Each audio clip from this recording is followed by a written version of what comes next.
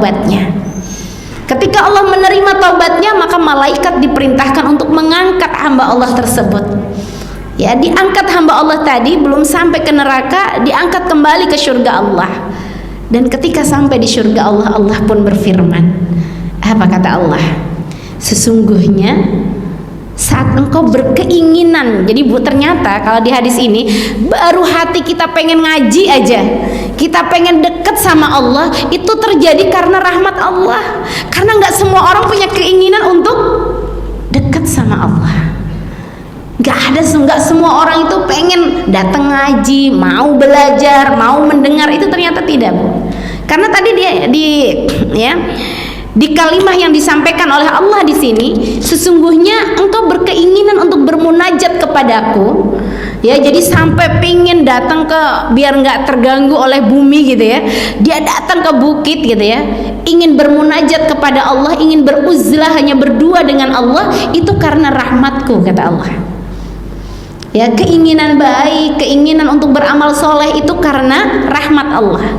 Lalu Allah pun melanjutkan, saat aku pancarkan air dari dasar laut sehingga air segar itu memenuhi semua yang menjadi hajatmu selama 500 tahun, itu adalah karena rahmatku. Bahkan aku tumbuhkan buah delima yang seharusnya dia berbuah setahun sekali. Aku tumbuhkan dia selama 500 tahun, yang bisa kau ambil setiap sore buahnya, hingga engkau sampai sepanjang malam dan pagimu kamu bisa bermunajat kepadaku. Itu juga karena rahmatku. Dan saat engkau meminta permintaanmu yang terakhir dari kehidupanmu agar engkau mati dalam keadaan bersujud, maka itu pun karena rahmatku. Ini Ibu Sholihah rahimakumullah. Artinya nggak ada ya amal yang bisa menyelamatkan kita. Sejatinya sadarilah, nikmatilah bahwa ibu hadir ke sini dalam rangka mencari hati Allah aja. Biar Allah itu kasihan sama kita, biar Allah itu sayang. Masya Allah, siang-siang bolong nih emak-emak luar biasa. Karena cintanya kepadaku, dia rela mengorbankan waktu tidurnya, dia rela mengorbankan waktu istirahatnya. Ya, itulah cinta. Kalau kita buktikan, maka insya Allah Allah juga jatuh cinta sama kita. Allah kalau udah cinta, rahmatan lil alamin. Rahmat Allah itu seluruh alam, termasuk alam akhirat, itu juga bagian dari kuasa Allah. Kalau udah jadi kuasa Allah, ibu mau masuk surga lewat pintu mana saja juga bagi Allah, ya, bagi Allah mudah, dan Allah akan persilahkan untuk kita semua. Amin, Allahumma amin. Dan insya Allah kita termasuk orang-orang yang mendapatkan rahmat Allah ya melalui majelis kita hari ini. Ya, dan yang kelima, mencintai dunia kadang mendorong seseorang menjadikan dunia sebagai orientasi hidup. Jadi akhirnya jadi konsep hidup buat dia ya. Na'udzubillah min dzalik. Yang terakhir ya, yang keenam, biasanya pecinta dunia itu ya, dia akan disiksa oleh Allah dalam 3 keadaan, dalam 3 tahapan. Ya, yang pertama tahapan di dunia, sebagaimana yang tadi ya, rasa nggak pernah cukup ya, lelah yang nggak ada hentinya ya, termasuk juga tadi miskin terus karena nggak pernah merasa tadi ya cukup gitu ya. Nah, itu yang pertama di dunia. Yang kedua, ternyata disebutkan oleh Syekh Imam Hasan Al-Basri, seseorang tadi kalau dia sudah ubud dunia ya, maka Allah menurunkan azabnya pun tahapan yang kedua, yaitu di alam barzah. Jadi dia baru sadar apa yang dia cari ya, berangkat pagi pulang malam gitu ya, mobilnya nggak bisa nolongin dia, tanahnya nggak bisa nolongin dia, rumahnya nggak bisa, bininya 4 nggak bisa juga gitu. Dia mati nggak ada yang mau nemenin, hartanya balik lagi dibagi-bagi gitu kan, istrinya juga nggak mau tidur di kuburan bareng gitu kan. Ya, semua nggak ada yang bisa, semua yang dia usahakan biar bahagia, anaknya biar bahagia, nggak ada anaknya yang mau gitu ya. Doain aja, tergantung didikan dia. Kalau nggak pernah ngedidik bener, gimana anaknya mau berdoa buat dia gitu ya. Maka disitulah dia baru merasakan kehampaan, kesedihan yang luar biasa. Karena wa alaisa lil insan illa ma sa'a, tidak ada yang bisa didapat oleh insan manusia kecuali apa yang dia usahakan ya. Yang dia usahakan harta, ya udah harta doang gitu ya. Dia nggak dapatkan apa yang menjadi indahnya kehidupan seorang mukmin. Nah, yang ketiga adalah azab di akhirat. Nah, azab di akhirat ini ya tadi lahum kafirun, mereka akan mati sebagaimana orang-orang kafir. Jadi kalau orang yang ubud dunia ya begitu, nanti kematiannya seperti orang-orang kafir. Naudzubillah min dzalik. Ya walaupun dia pernah bersyahadah nantinya masuk surga, tapi direndamnya bareng sama orang kafir dulu bareng. Apa enaknya coba? Ya, maka bismillah. Mari kita sama-sama jadikan ya ibroh ya materi kita hari ini. Ya, ada satu hal yang mungkin pesan ya, motivasi buat kita. Ya, yakinlah ketika kita masih ada kesyukuran kepada Allah, yakin ya bahwa Allah akan selalu ada untuk kita dan gak ada istilah kehilangan untuk kita. Maka nikmati semuanya ya, proses-proses itu, karena setiap kita harus yakin Bu bahwa fa inna ma'al usri yusra, inna ma'al usri yusra. Ya Allah kalau mau ngasih ya kebaikan buat kita, itu Allah ya di awal Allah kasih ujian dulu. Nah kadang kan kalau kita nih umumnya, apalagi emak-emak rempong gini ya, kadang kita lebih fokus ke ujian daripada kepada hasilnya, ya nggak sih? Lagi diuji anak begini-begini, udah kepikirannya anak yang berbuat gitu mulu. Padahal kita harus yakin, kata Allah, Allah itu kalau menguji seseorang, Allah udah siapkan ya, Allah siapkan kemudahan, Allah siapkan hadiah terbaik. Bisa jadi anak itu yang nantinya ya memberikan keselamatan dunia akhirat buat kita. Ya, dan kita ini belajar untuk fokus terhadap buah dari ujian yang akan Allah berikan kepada kita. Jangan fokusnya sama ujiannya, ya enggak? Kadang mama kan fokusnya ke masalah ya. Padahal di balik masalah itu akan ada solusi. Dan Allah akan berikan tadi kemuliaan banyak. Satu kesedihan Allah akan balas dengan 10 keindahan. Dan itu yang harusnya kita yakini. Ya, bahwa di balik semua ujian yang Allah berikan, Allah itu ingin menunggu waktu yang tepat buat kita. Ya, belajar fokus dengan apa yang Allah umpetin dari kita. Ya, jangan lihat dari ujiannya. Kan Allah udah ngumpetin nih, setiap ujian Allah udah ngumpetin nih. Ngumpetin kebahagiaan, ngumpetin keindahan gitu ya. Nah, kita belajar fokus nih apa yang diumpetin oleh Allah. Pasti itu sesuatu yang indah untuk kita. Nah, jangan fokus ke masalah jalanin aja, dinikmati aja prosesnya. Ya, karena semua manusia hidup itu nggak mungkin tanpa masalah, karena memang hidup itu untuk diuji oleh Allah. Alladzi khalaqal mauta wal hayata liyabluwakum ayyukum ahsanu amala, ya. Dan telah aku ciptakan kematian dan kehidupan liyabluwakum, itu memang untuk menguji kita. Tapi harus yakin fa inna ma'al usri yusra, inna ma'al usri yusra. Ada usr, ada yusr. Tapi kita jangan fokus ke usr. Yusra, kebahagiaan, jalan keluar ya, keindahan, itu yang harus kita fokus. Dan bismillah, mudah-mudahan hari ini menjadi hari di mana kita mampu menjadi manusia-manusia, hamba-hamba Allah, wanita-wanita yang tangguh, karena kita menjadi orang-orang yang sadar bahwa setiap ujian yang Allah berikan kepada kita terselip keindahan yang siap Allah hadiahkan untuk kita. Ada berlian yang bernilai luar biasa, ada mahkota terindah yang Allah sudah siapkan untuk kita, ya. Dan semoga kita termasuk wanita-wanita yang tangguh, wanita-wanita yang teruji. Ala hadhihi niyah wa kullu niyatin salihah. Al-Fatihah. A'udzu billahi minasy syaithanir rajim. Bismillahirrahmanirrahim.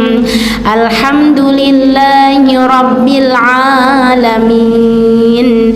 Ar-Rahmanir Rahim. Maliki yaumiddin. Iyyaka na'budu wa iyyaka nasta'in. Ihdinas siratal mustaqim. Siratal ladzina an'amta 'alaihim ghairil maghdubi 'alaihim waladdallin.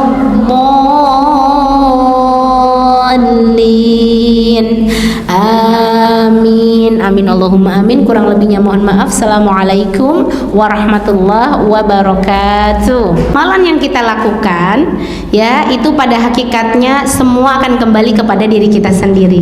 Ya kan Allah menyebutkan hal jazaul insanu ilal ihsanu ilal ihsan, dan tidaklah kebaikan itu kecuali seseorang itu kebaikan yang dilakukan dia akan kembali kepada Allah Subhanahu wa taala.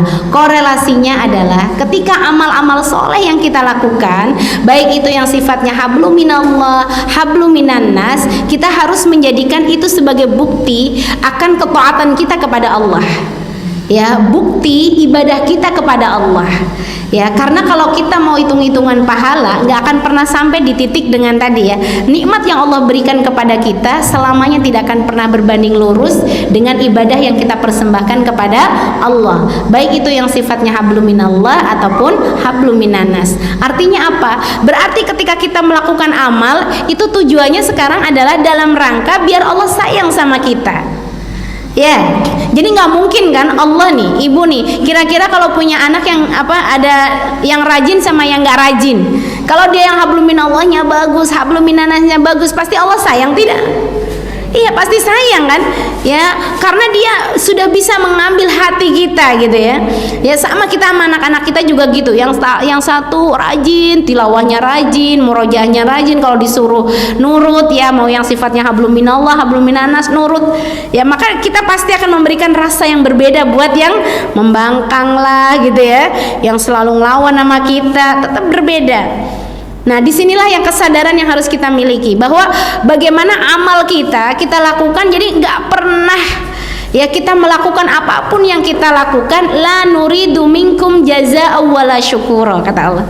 Ya, jadi kalau orang yang ikhlas karena Allah, untuk Allah, ya otomatis Allah akan memberikan rahmat untuk dia, yaitu standarnya la nuridu minkum. Ya, tidak aku menginginkan apapun yang aku kerjakan untuk kalian wahai manusia. Jadi kalau yang sifatnya hablum minannas, ya la nuridu minkum jazaa'a wala syukura. Aku nggak butuh balasan dari kamu ataupun ucapan terima kasih. Ya, jadi standar tuh kalau orang yang amalannya karena rahmat Allah, biasanya apapun yang dia lakukan dia punya standar tadi jazaa'a wala syukura. Dia nggak butuh balasan dari pasangannya lah misalnya gitu ya, anak-anaknya, sedekah sama temen, sama kerabat dan sebagainya, tapi benar-benar dia melakukan itu lillah, untuk Allah dan karena Allah. Nah, jadi ibadah itu memang fungsinya biar Allah sayang sama kita. Ya, makanya nggak boleh kita merasa cukup ibadah itu dengan yang wajib saja, ibu-ibu. Ya, kan kalau wajib mah biasa kayak ibu ke orang tua misalnya, cuma sekolah, yang wajib-wajib aja gitu ya. Kalau nggak disuruh nggak ngelakuin, disuruhnya cuma nyapu ngepel. Tapi kalau kita yang sunnah, kita cium orang tua kita gitu ya, kita bonding gitu ya. Mama sakit ya, sini kakak pijitin gitu ya. Mama pusing ya, sini aku totok wajahnya biar kepalanya enak gitu. Beda nggak, Bu? Nah, sunnah itu sama kayak gitu. Kita berusaha bonding sama Allah, nggak pernah mencukupkan dengan yang wajib saja, tapi juga dengan yang sunnah-sunnah. Baru itu yang disebut dengan waliyullah. Ada gelar khusus tuh. Gelar khusus orang-orang yang dia tidak pernah merasa cukup dengan yang wajib.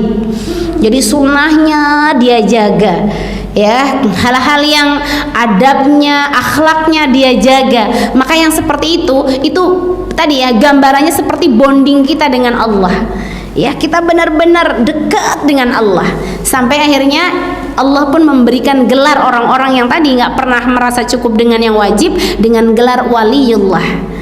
Apa dalam hadis yang di hadis arba'in itu beliau mengatakan, maka lisannya adalah lisanku, kakinya adalah kakiku, tangannya adalah tanganku. Masya Allah, itu kalau udah jadi waliullah. Ya, jadi orang yang benar-benar memiliki keberhati-hatian dengan Allah. Ya, namanya waro ya. Waro itu memiliki keberhati-hatian sampai ngejaga perasaan Allah itu sampai dijaga gitu. Nggak ada yang Allah kasih semua dalam keadaan bersyukur. Lagi diambil suaminya nih, dia masih bersyukur sama Allah. Ya Allah, makasih ya Allah, selama 50 tahun Engkau berikan aku hadiah suami yang soleh, suami yang sayang sama aku. Jangan sampai aku jadi nggak bersyukur ya Allah punya suami yang Kau anugerahkan. Jangan sampai aku marah karena Kau ambil apa yang menjadi hakmu ya Allah. Itu tadi, Bu. Jadi sadar betul bahwa semua milik Allah. Ya, termasuk entah itu anak kita, orang tua kita nih ya. Jadi ketika dalam posisi duka pun gitu ya, dia masih menjadi hamba Allah yang terus memuji. Alhamdulillah ya Allah, makasih Engkau udah kasih sahabat aku selama 15 tahun yang ngertiin aku, dan hari ini Kau ambil karena dia lebih layak untuk mendapatkan kemuliaan darimu. Tadi bersyukur. Kadang kan kita suka mikirnya, ya Allah saya kurang apa sih ya, kok saya udah taat begini anak saya diambil juga misalnya. Harusnya kita bersyukur, orang di luar sana ada yang gak punya anak. Yang kita ambil anak kita di usia 17 tahun diambil oleh Allah misalnya. Kita udah dikasih kebahagiaan oleh Allah selama 17 tahun. Saat sahabat kita ada yang gak punya anak puluhan tahun. Jangan sampai itu malah yang membuat dia kufur nikmat kepada Allah.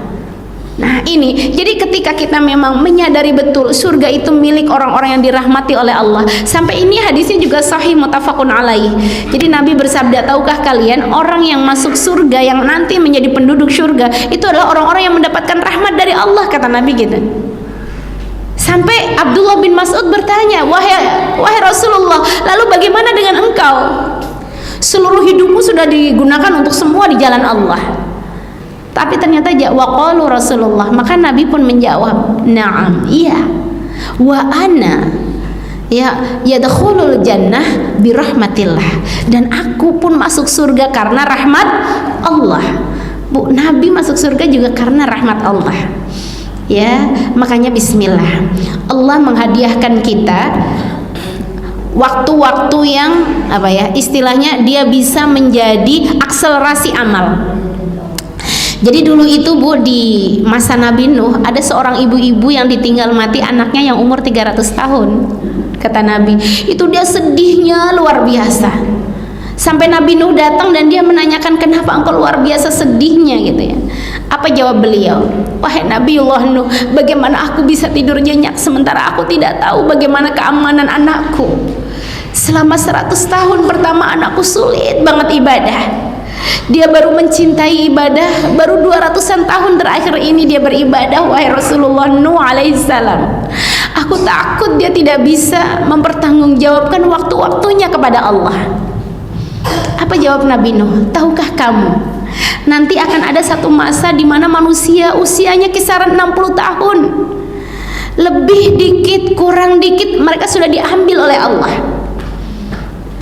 Artinya bersyukurlah ketika anakmu 200 tahun menikmati ibadah dekat kepada Allah.